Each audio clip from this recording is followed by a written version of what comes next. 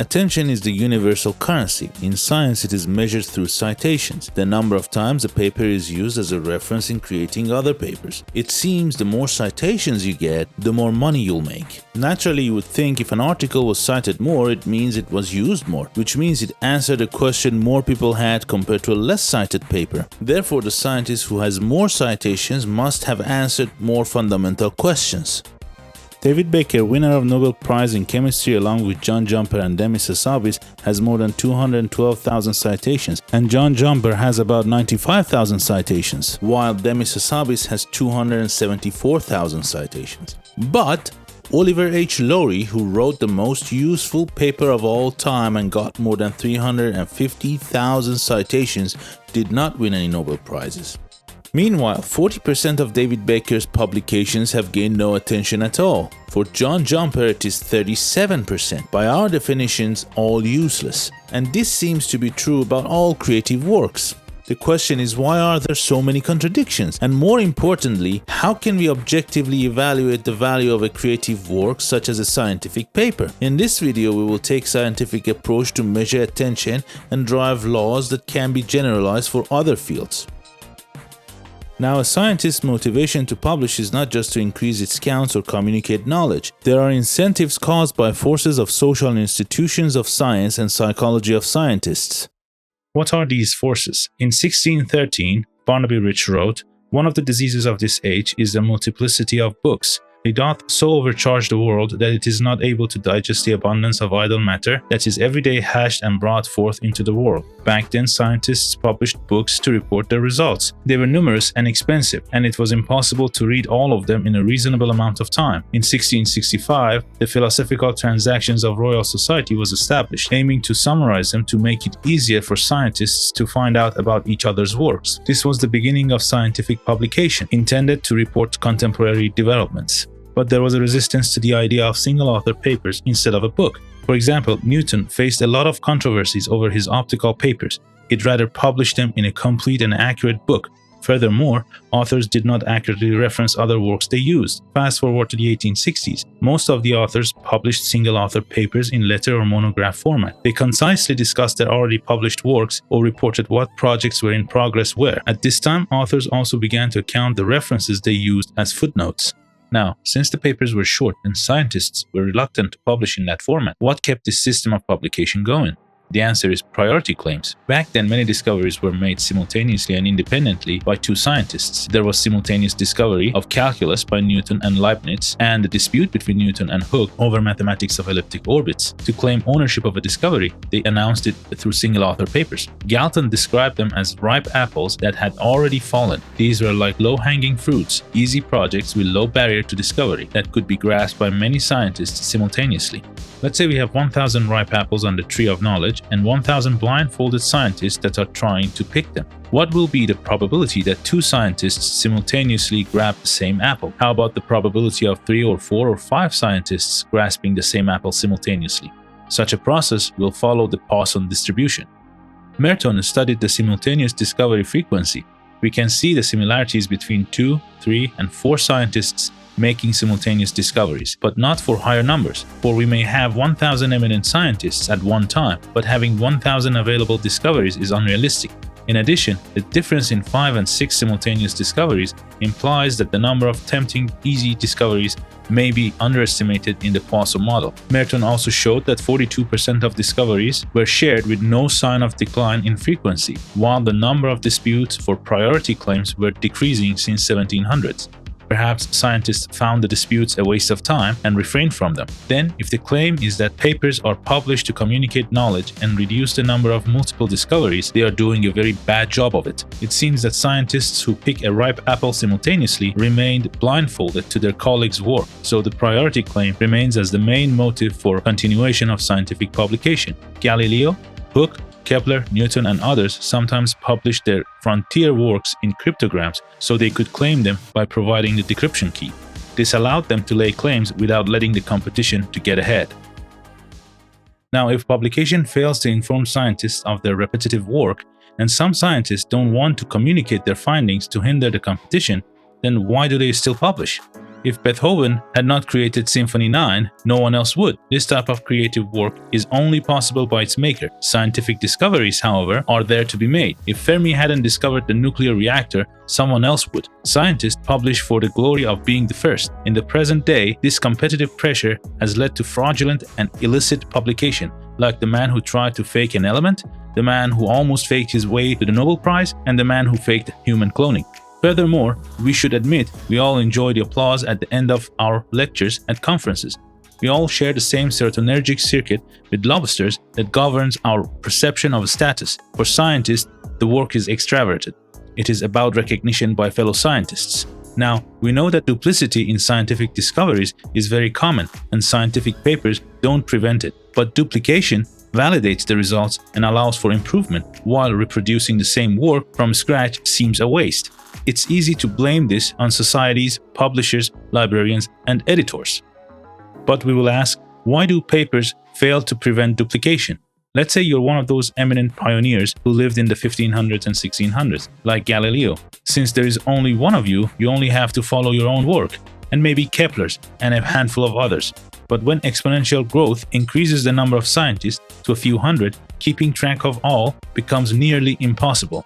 In our era, it is unfathomable to follow all scientists in your field, as their number is in tens of thousands. Then the question becomes, how many scientists and papers can we practically follow to produce our own work? At most, we can follow about 100 scientists, same as the number of papers we can read per paper we publish. Let's say you are a prolific author who published 100 first or single author papers in a 50-year career. If you needed to read 10,000 papers per publication, you would read 1 million papers, 20,000 per year or 55 per day. If you read that much, when would you have time to write? This is simply not possible. If you read 100 papers per publication, you would be reading about half a paper a day, a manageable number. We can also estimate this upper limit by considering the average number of references per paper. Various sources suggest about 50 references per paper, with an average of 5 authors. Then each author contributes 10 citations. Assuming graciously that this is 10% of what they read, we can arrive at an upper bound of 100 papers per published paper. Price suggests scientists maintain in-depth communication with at most 100 colleagues, forming an inner circle of correspondence. Reading outside of this circle means ignoring some within it. Classically, a journal is founded with a core group of members reading each other's work. Over time, others join, libraries subscribe, and an economic endeavor emerges behind the publication system. In 1963, Price estimated that 10 million cumulative papers were published. Given a doubling time of 15 years, by 2023 this number would reach 160 million. The distribution of productivity among scientists follows Lutgau's square law. If the most prolific scientists publish around 1,500 papers, we estimate about 33.6 million scientists globally. In 2020, the total number of scientific journals was estimated at around 47,000, leading to an average of 715 scientists per journal. In the US, with 6 million scientists and about 40,000 journals, there would be about 150 scientists per journal. When we become a member of a journal like Nature, we potentially follow 150 US-based scientists and 715 worldwide. But we see that we can't follow more than this. If we join 10 journals, we end up following several thousand scientists. But are all journals read and cited equally? No, they are not. Urquhart studied the statistics of 50,000 loan requests submitted to the Central Science Library of London in 1958 for all of 9,120 journal copies available. The reading distribution followed the Pareto distribution. 4,800 journals were not even borrowed that year, and 2,274 journals were only used once. At the other end, the most popular journal had 382 requests. 60 were requested more than 100 times each, and half of the requests were for the top 40 journals. Less than 10% of them were sufficient to meet 80% of the demand. We can observe the same pattern among citations of scientists' paper. For instance, we can see that the distribution of citations of David Baker's work, the Nobel laureate we met at the beginning of this video, is Pareto distribution. Here we can see the distribution of citations of work of 10 authors combined. Now, why is the distribution of citations not uniform? One reason is our social nature. Previously, we saw our social behavior in cities' population and discussed how science tends to crystallize into groups, institutions, fields, and journals. Then using Price's square root law, we can estimate that out of 47,000 journals, half of the reading and citation is done on about 217 of them. But we can still expand on this mechanism of undemocracy in citations of scientific articles. Let's assume that citation record is strongly correlated to an article's or a journal's value. Let's ignore self-citation, citing one's own friends, appeal to authority citations, and assume that they are not for decoration. We must make these assumptions because we can't distinguish them. In 1950, Fussler showed that for chemistry and physics, 50% of citations belong to papers published between 1942 to 1950 and 1945 to 1950, respectively. Gross and Gross studied the 1926 volume of Chemical Abstract and found that the number of references from 15 years ago was half of those from 1 year ago. So generally, older papers are cited less. Based on Fussler's data, while the papers published in 1940 were cited 50% less than those from 1950, the total number of papers available to cite from 1940 was also about half of 1950.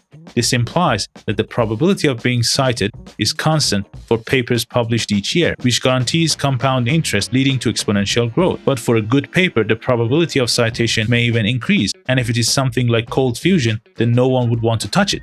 Now, looking at physical review letters, half of the citations were from previous 2.5 years, during which 1/3 of all works in the past decade were published. Because of this short half-life, the number of repeated citations is increased. Then, the more similar the citations of two papers are, the higher the chance that they are duplicate works. This incentivizes scientists to pass the post first, leading to rapid publication, feeding to exponential growth. The time distribution and Pareto-like distribution of citations tell us that most scientific production will be lost in time, and this explains why 40% of Baker's and Jumper's papers are not cited. We cannot really decide how much of this loss is deserved, but a large body of jilted authors will feel that it is not fair, demanding that these distributions become more even by force. Nonetheless, these observations bring us to this question: what are the problems of scientific manpower and productivity? First is the management of eminent scientists so they can communicate in manageable sizes. Their influential works, assuming we can note them, must be collected and compressed into books or reviews. Second is the management of ordinary scientists and lower journals so they can keep up with the elite leaders and publish useful papers. During World War II, scientists in Manhattan Project or Radar Project worked efficiently. Later, they kept meeting by invitation at Rochester Conference for a study of fundamental particles. Such an organization is not perfect. Some top scientists may not show up, and some unqualified scientists may attend. Also, who decides who gets invited? How high should the bar be to permit prodigies? If too many are invited, subgroups will form, leaving many out. These subgroups always emerge in conferences, highlighting the need for a better communication among the top 100 scientists of any field. Taking matters into their own hands, they share reprints, preprints, and pre-preprints, forming a more closed communication circle. Beyond conferences and preprints, top scientists attract institutional invitations for colloquiums and seminars, visiting and working with other elite members for days, weeks, or months before returning to their labs. But their true allegiances lie with the peer group, not the governments or institutions. These are invisible colleges, like those that formed the Royal Society in 1660s. Such communication seems the best way to reduce redundant work. So, the respect elite scientists command allow them to go and meet with other elite scientists and work with them, giving them the prestige they seek. But we have talked so much about how top scientists increase efficiency. What about the average scientists? Ordinary scientists join teams led by eminent scientists. Since the 1950s and before, scientists have crystallized into multidisciplinary groups like Manhattan Project, with multiple leading minds and a large team of average scientists following them. Between 1900 to 1910, 80% of papers had single authors, 20% had 2, and 3% had 3. By 1957, only 54% had single authors, while 30% had 2, 10% had 3, and 6% had more than 4. Price predicted single-author papers would be extinct by 1980s. While he was off on timing, the trend was correct. And Martin Jacob and colleagues estimated only 5% of papers to be single-authored in 2020, while in 2000 it was 17%. The larger the author count, the faster the number of such papers grow. Today, 20, 30, and 40 author papers are common. This teamwork results from the drive for productivity. Average scientists increase their output by joining elite research groups, while leaders boost their productivity by hiring junior scientists. In a sense, elite's productivity grows with the number of ordinary scientists. We can view this optimistically. Average scientists naturally join with eminent ones. Rutherford and Liebig, for example, had an entourage of researchers and students. But in the era of big science, the leaders are invisible colleges, top-tier collaborators driving science forward. Since 1660s, leaders have published to claim priority and communicate knowledge. For a long time, scientific papers were the main communication medium, but today scientists gain recognition through direct collaboration, not publication. With modern travel and electronic communication, knowledge spreads person to person. Scientists mainly publish for their peers, not for the public. The layman reading a paper or watching its review on YouTube is just a byproduct of scientific growth.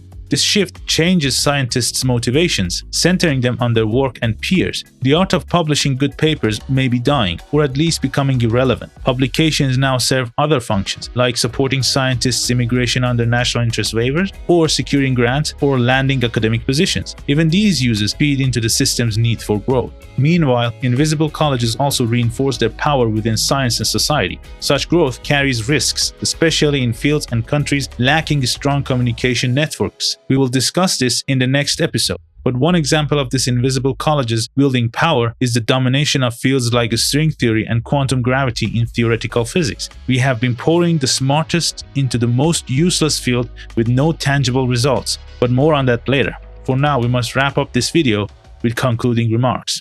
So, what are the conclusions? The first is that multiple discoveries are unavoidable because scientists have limited time and attention. They can't follow tens of thousands of papers published daily. At best, they follow a close group of leaders in their field, around 100 or so. The second conclusion is that recently published papers accumulate a higher proportion of citations. Half-life depends on the field and journal, but it is of the order of a few years to a decade. If two papers cite the same works, the chance of them being repetitive is higher, exacerbated by citation half-life.